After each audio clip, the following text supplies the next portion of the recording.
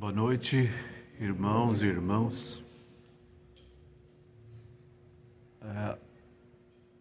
Antes de iniciar essa reflexão, vamos fazer uma pequena oração em gratidão ao Deus do nosso coração, ao Deus da nossa compreensão, da nossa capacidade de compreender o real, a vida. Peço então que descruzem as mãos, coloquem sobre as coxas, descruzem as pernas, cerrem seus olhos e olhem atentamente para o seu interior. Veja o seu coração batendo suavemente, tranquilamente, ao ritmo do cósmico, ao ritmo de Deus.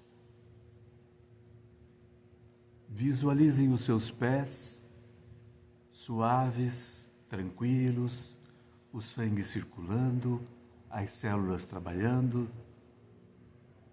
Visualizem os tornozelos, as pernas, trabalhando suavemente a musculatura, as células, todas as moléculas, todos os átomos, trabalhando ao ritmo do cósmico, ao ritmo do universo, ao ritmo de Deus. As panturrilhas, os joelhos. Relaxem, relaxem.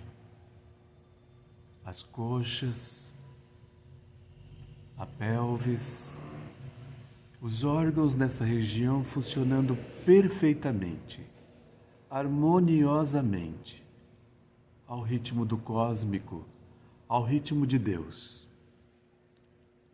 Visualizem a parte posterior das costas, os rins, as glândulas suprarrenais, na região anterior, as gônadas dos homens, os ovários das mulheres, funcionando perfeitamente, harmoniosamente.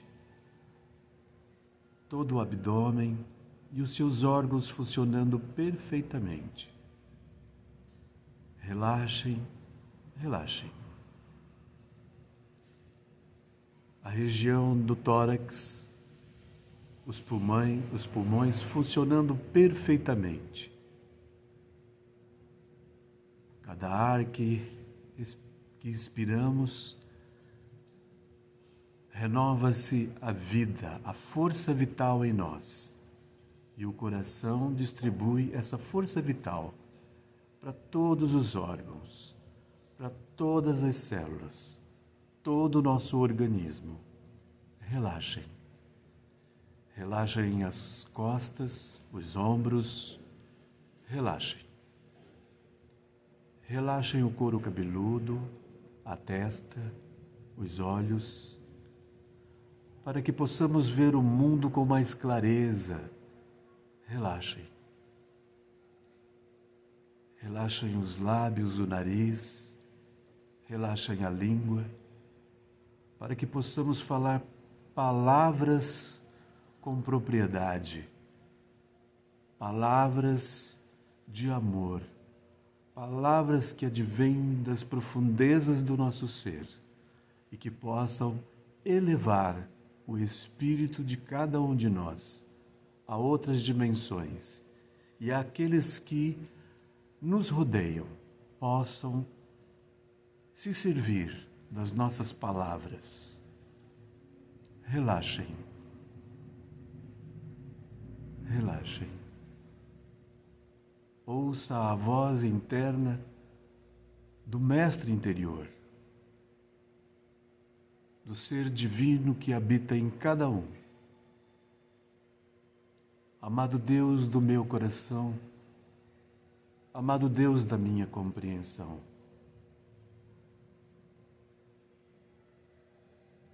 nós te rendemos graças, ó Deus, porque estamos aqui reunidos na presença das hostes celestiais, da nossa egrégora, a fim de que possamos nos harmonizar, a fim de que possamos adquirir um pouco de iluminação e número, a fim de que possamos, ó Deus, caminhar em cada momento de nossas existências na paz. A paz no trânsito, a paz em casa, a paz no trabalho.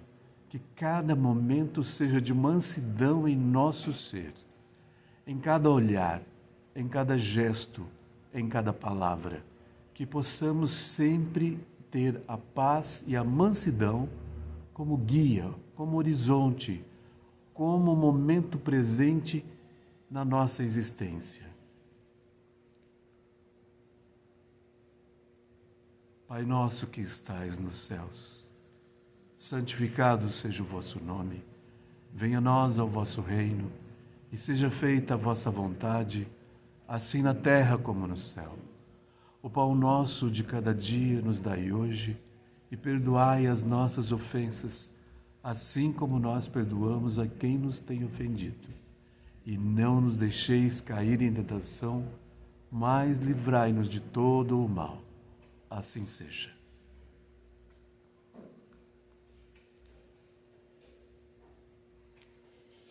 Esta é uma pequena forma em que a gente pode praticar no dia a dia a meditação em casa. Fazer uma gratidão, um momento de gratidão, de harmonização por aquele espaço, por aquele momento, dirigindo-se ao Deus do seu coração, ao Deus da sua compreensão, porque é isso que vale.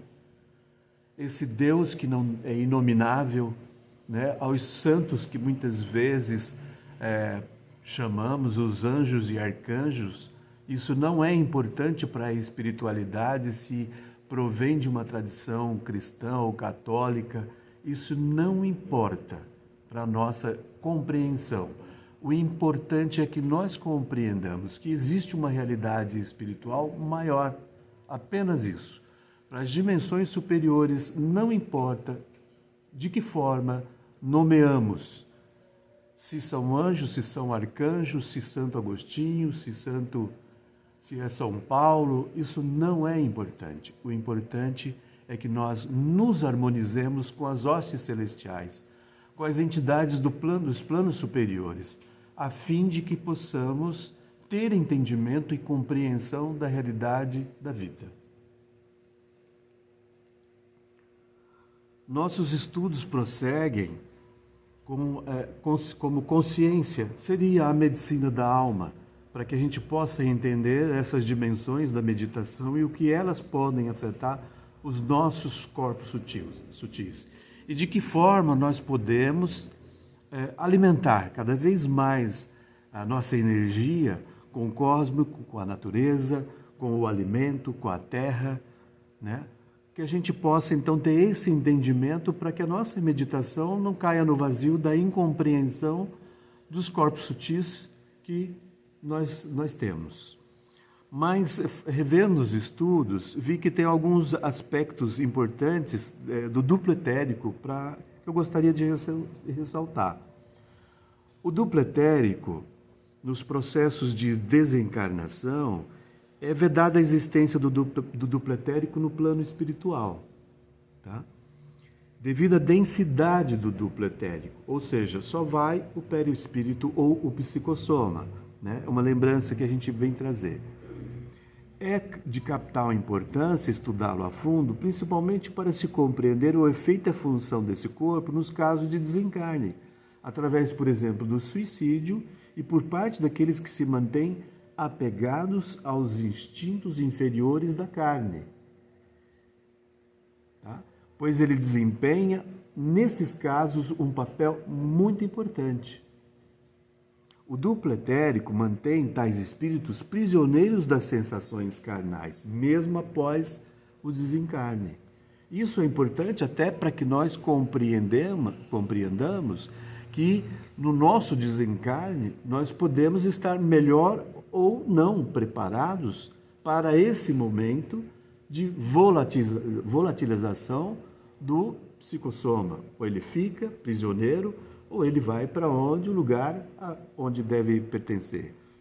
O duplo etérico mantém, então, os espíritos prisioneiros das sensações carnais, enquanto não esgotarem as reservas de fluidos próprios de sua estrutura etérica, libertando finalmente o espírito para ingressar numa forma de vida menos apegada aos fluidos terrestres.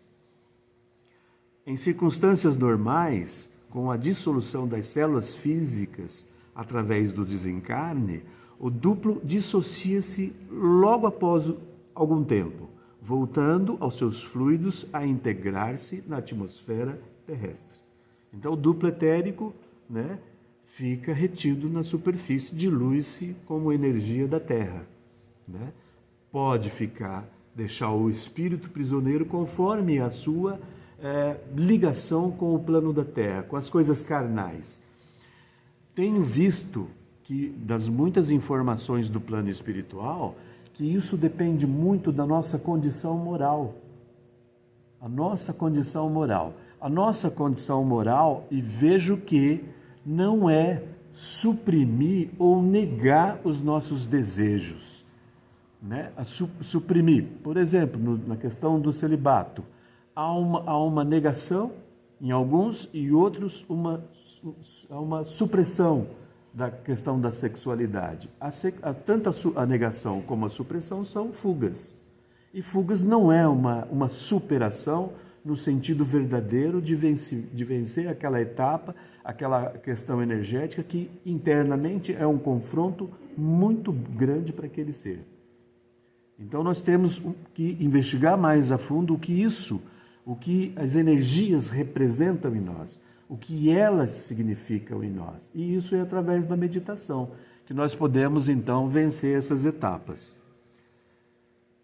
Esse corpo, também chamado de corpo vital, apresenta uma visão do médium de clarividência através dos seus polos energéticos. Então, quando o médium vem e olha cada um de nós, ele está vendo o duplo etérico, essa energia fortemente impregnada em nós.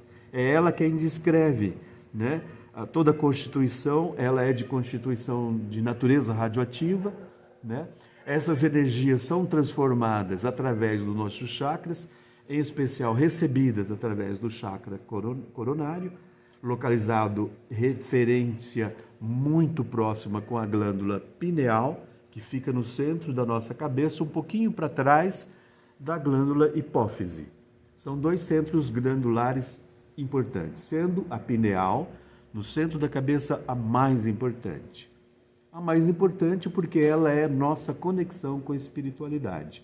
E é ela quem recebe as energias cósmicas e que distribui para todos os outros vórtices, para todos os outros chakras, e esses chakras, transformando essa energia em energia cósmica e energias eletromagnéticas, distribui para o nosso sistema nervoso, que são os meridianos, junto com o sistema nervoso, caminha junto um paralelo que são esses chamados meridianos na tradição oriental.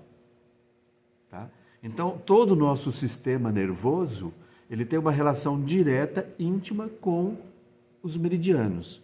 E esses meridianos são onde, então, toda a energia eletromagnética vai ser distribuída em todo o nosso organismo. Vejam a importância da nossa conexão com os planos superiores, com a natureza, a ligação que nós temos que criar com a natureza, que a gente perdeu esse contato e que a gente tem que reconstruir, restabelecer essa ligação. Então, o duplo etérico, com suas energias e fluidos mais ou menos eterizados, conforme o indivíduo, influi de forma mais direta nos fatores mediúnicos. Fatores mediúnicos não quer dizer que nós tenhamos que ser médiums. Não. Nós podemos desenvolver a nossa intuição, captar através da nossa intuição informações importantes do nosso corpo mental, informações importantes das entidades espirituais. Gostaríamos de chamar também a atenção do equilíbrio íntimo, a fim de purificar os fluidos de que são constituídos esses corpos de manifestação. Além do corpo físico, o duplo etérico, o perispírito ou o psicossoma, elevando o padrão vibratório pelo refinamento moral. O que significa refinamento moral? Nós temos que refletir e meditar sobre isso. Não são regras, não são doutrinas, não são códigos de ética. Nos servem para dirigir na sociedade, orientar na vida em sociedade, mas o mais importante código de ética é aquele que advém do seu interior, do seu coração, da sua conexão com a espiritualidade maior, com as dimensões superiores que residem no seu coração. Então, elevando do alto esse concurso valioso com as dimensões superiores, com a espiritualidade maior. Os chakras, portanto, são vórtices de energia. Chakras é uma palavra que vem da tradição oriental. São órgãos de importância transcendental para o equilíbrio energético do ser humano, para a manutenção da saúde e da harmonia biológica, psicológica e espiritual.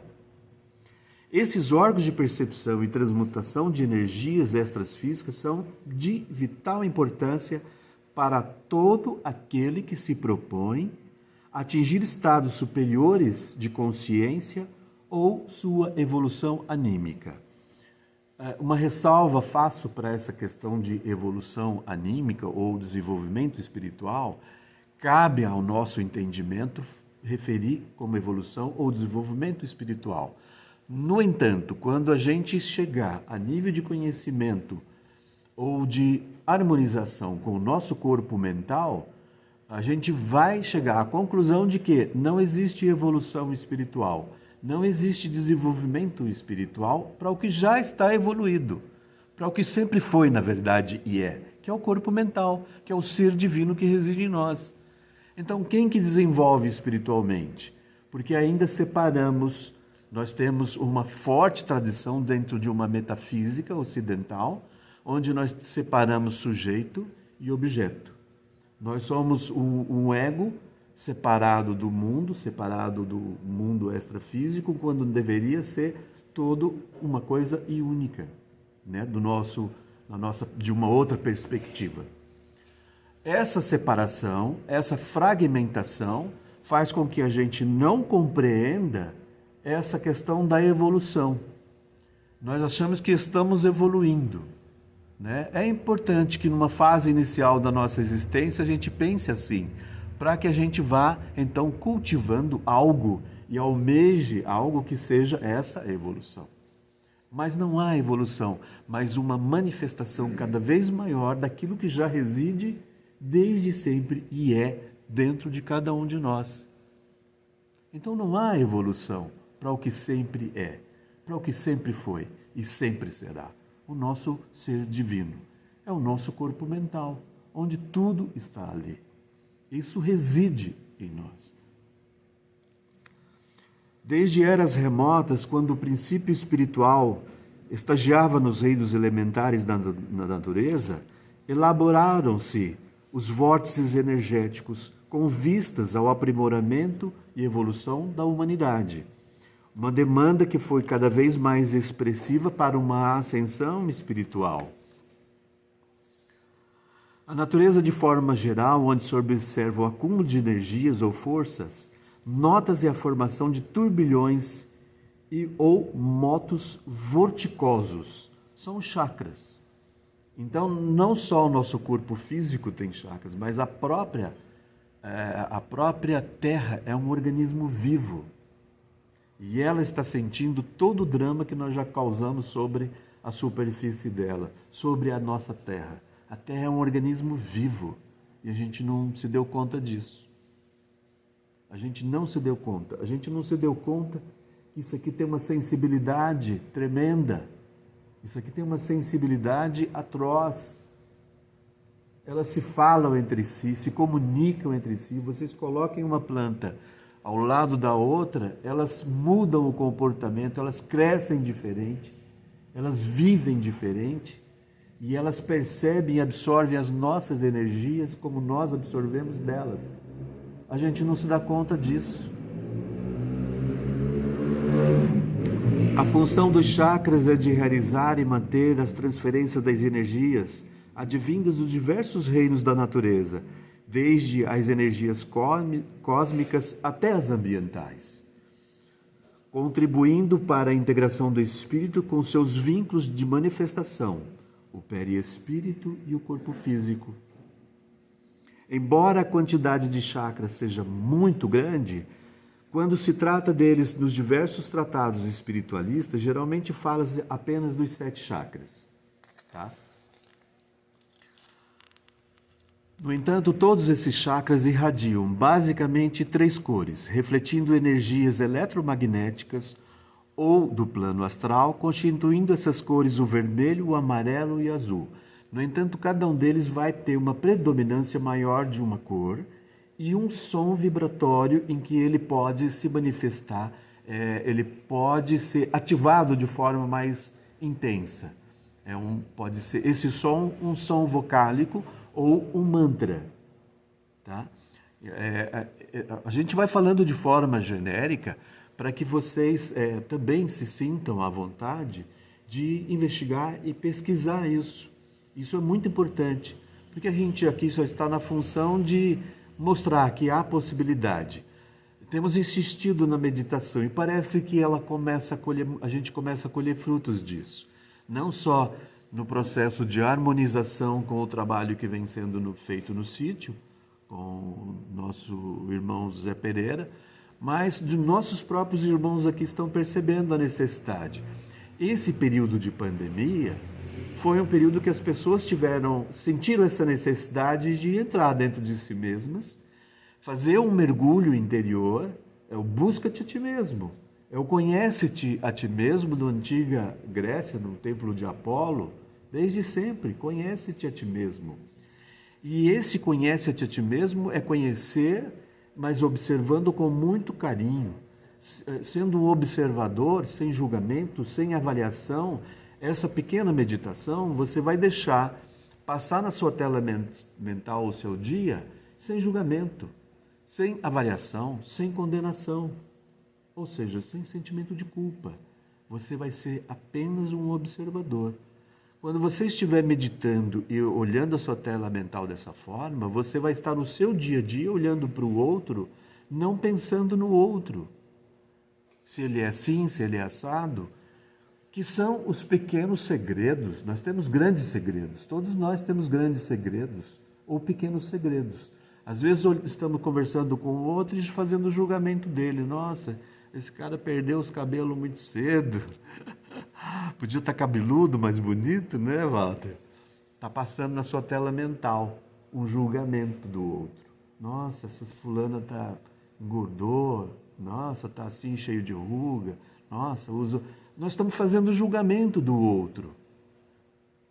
Nós temos que ter uma disciplina para que a gente no dia a dia, no processo de meditação, e isso é meditação também, uma atenção ampliada para a dimensão do outro sem esse julgamento, sem esse segredinho que vai guardando dentro de nós e vai plasmando. Nós estamos criando pensamentos que vão sendo plasmados em nós e não nos damos conta disso. Por que se diz que sempre tem um que aponta e 3 que volta?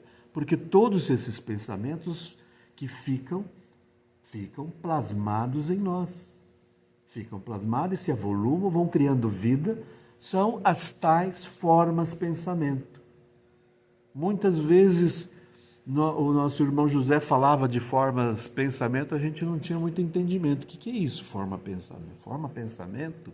O pensamento parece uma coisa tão abstrata, tão inatingível. As formas pensamento, elas vão criando, os pensamentos vão criando essas formas a partir dessas energias que vão sedimentadas.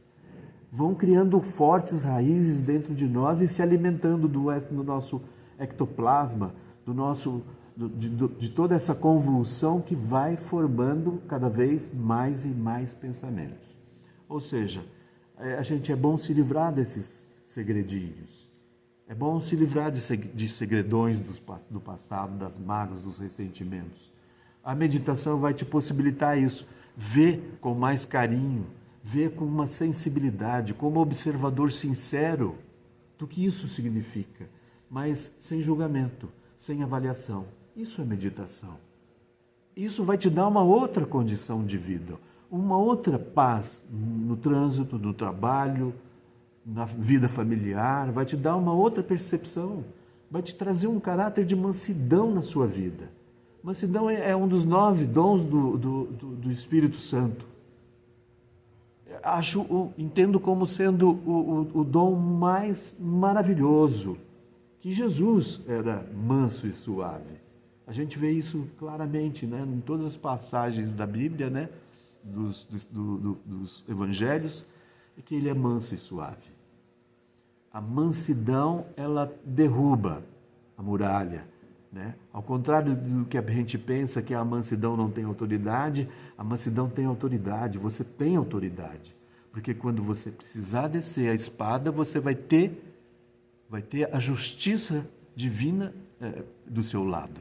Vai ter algo dentro de você que vai te dar a razão para o entendimento e fazer o exercício da autoridade. Então, mansidão não é passividade, mas é um estado dinâmico de ação no mundo sem o confronto, sem o conflito, mas te dá uma outra dimensão de ser no mundo, te dá uma outra dimensão de estar no mundo. Presente, sempre presente no mundo, não reside passado nem futuro. Não quer dizer que você não planeje a sua vida, mas te dá uma outra dimensão do que a vida deve ser para você.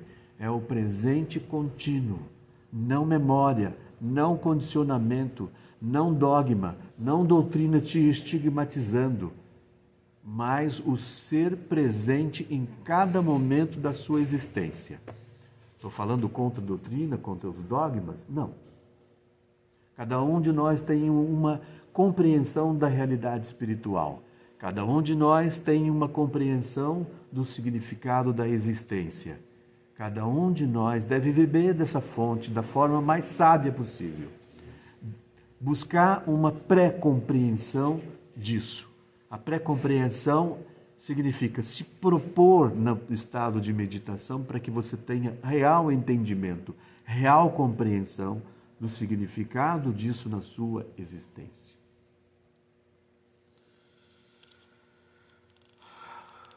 Quando existe um esforço de reformulação íntima, quando existe um esforço de meditar, nós não meditamos.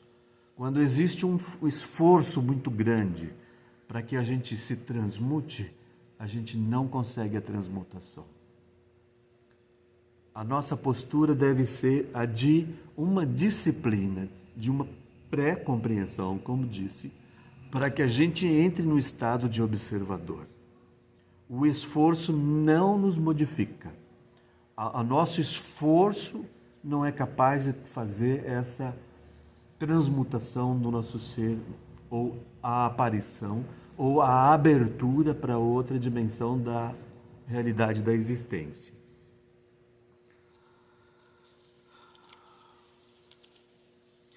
No entanto, quando no período de meditação, o que a gente vai perceber?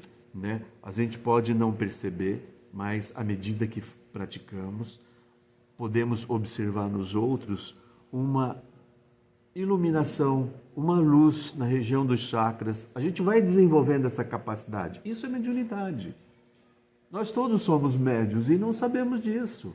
Nós confundimos a mediunidade, comunicação com entidades espirituais superiores diretamente, ou psicografando, ou falando, ou assumindo os trejeitos da entidade espiritual que harmoniza-se. E a mediunidade é harmonização. É harmonização. Não há incorporação. Há harmonização e é através dos vórtices, dos chakras. É uma harmonização tão intensa em que assumimos caracteres daquela entidade espiritual com a qual nós, entre aspas, estamos incorporados. Na verdade, estamos harmonizados. Então, nós podemos estar harmonizados a todo instante, a todo momento da nossa vida. Não só no período de meditação, mas a cada instante, em cada momento, em cada passo, em cada palavra, em cada gesto. Harmonização. Isso é harmonização interior, harmonização com os seus corpos sutis, é harmonização com o cósmico, com as entidades espirituais. Por que nós separamos tudo isso e não vivemos dessa harmonia no conjunto da obra divina? Por quê? Porque nós somos seres separados. Nós precisamos ter entendimento disso separadamente para que a gente possa ascender a um outro nível de totalidade do ser. Porque nós somos essa totalidade. Nós somos essa totalidade. Mas nos fragmentamos, nos perdemos.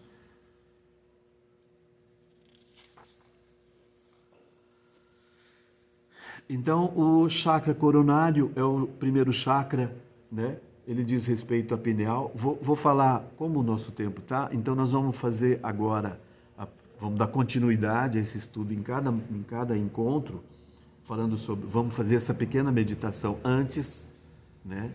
Para que a gente se acostume com isso. E então vou pincelar mais ou menos, falando só sobre, depois a gente vai se deter em cada chakra especificamente, falando sobre a cor, a vibração, a localização, a relação glandular. As glândulas são o espelho do eu. Então nós temos os chakras, o coronário, a pineal. Nós temos o chakra seguinte, o chakra frontal, que tem uma relação direta com a hipófise. A hipófise é um feijãozinho no centro da cabeça. É o terceiro olho, é a terceira visão, junto com a pineal, um pouquinho mais atrás. A hipófise, ela produz um grande número de hormônios. Ela recebe outros hormônios do hipotálamo, que fica na região entre os dois hemisférios do cérebro, e é que distribui e ordena todo o nosso corpo, é o centro glandular dos mais importantes. Depois vem aqui nessa região a tireoide e paratireoide, importantíssimo, centro psíquico, centro das emoções. Nesta região do centro, o timo, que é uma glândula que se desenvolve grandemente no período até o início da adolescência. Depois ela mas ela tem uma relação direta com o plexo cardíaco, o coração, né? Depois vem aqui atrás as suprarrenais, as glândulas suprarrenais, tem uma relação direta com o plexo solar, né? Por isso que a gente dá dor de barriga quando vai passar por uma prova, né? A gente tem uma dor de barriga. É o plexo solar, que é essa região que mexe demais com todo o nosso aparato ali, intestino, estômago, intestino, né? Mexe demais com a gente. E nos homens as gônadas, nas mulheres os ovários, né? Centro de energia, 80% de nós somos essa energia que a gente tem que trabalhar com muito carinho essa energia para que haja um equilíbrio. Nosso desequilíbrio maior é nessa parte, né? É muito maior. Ok? Então são 8h35, muito obrigado pela presença de vocês. Às vezes tenho a sensação de que eu estou sendo repetitivo, mas parece que quanto mais eu repito, mais a gente grava. Eu também gravo aquilo que eu estou falando, tá? Estou falando para mim também. Estou ensinando algumas coisas para mim, né?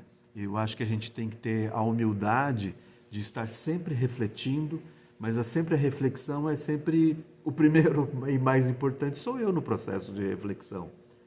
E nesse momento que eu estou aqui, em que nós estamos aqui, eu vejo que esta casa tem uma vocação espiritual muito, muito forte, que ela tem uma egrégora muito poderosa. E eu acho que é um momento de muita felicidade a gente estar aqui. Eu acho que é muita felicidade, eu sinto isso.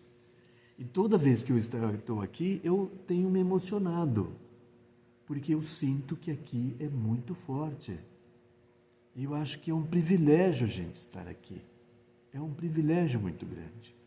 Porque nós tratamos a situação, a vida espiritual, sem atavismo, sem ceticismo. Nós tratamos a espiritualidade com uma abertura que é concedida para nós pela espiritualidade maior. Eu acho que esse é um momento único. Eu acho que nem as tradições sapienciais têm tratado com tanta abertura, com tanto carinho. Eu digo carinho, essa forma como os temas que nós tratamos aqui são tratados.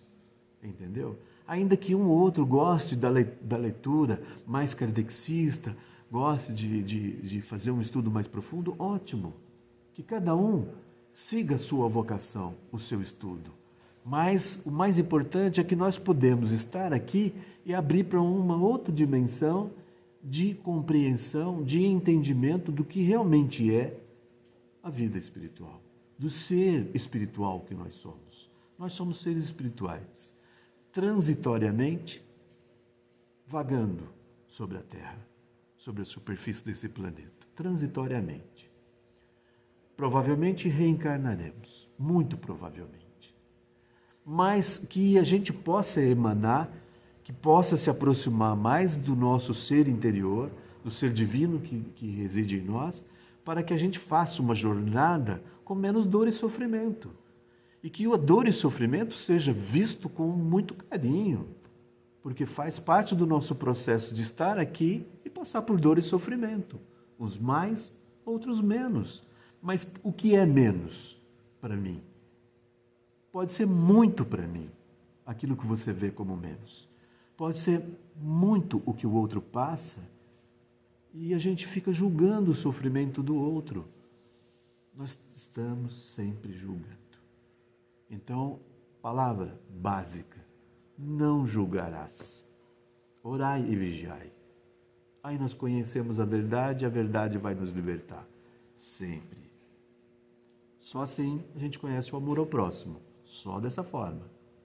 Aí nós estamos um pouquinho próximo do Cristo que vive em nós, da consciência crística, que é a consciência do budista, do evangélico, do católico, de qualquer ser humano na face da Terra, é a consciência crística. Não quer dizer que o indivíduo acredite no Jesus do Islão. É a consciência crística. Quando ele adquire aqueles derviches do Islão, aqueles magos, entre aspas, do bom sentido, né? O lado esotérico mais profundo, místico do Islão, é a consciência crística, é a consciência de Deus. É apenas isso, gente. Muito obrigado pela paciência e o carinho de vocês.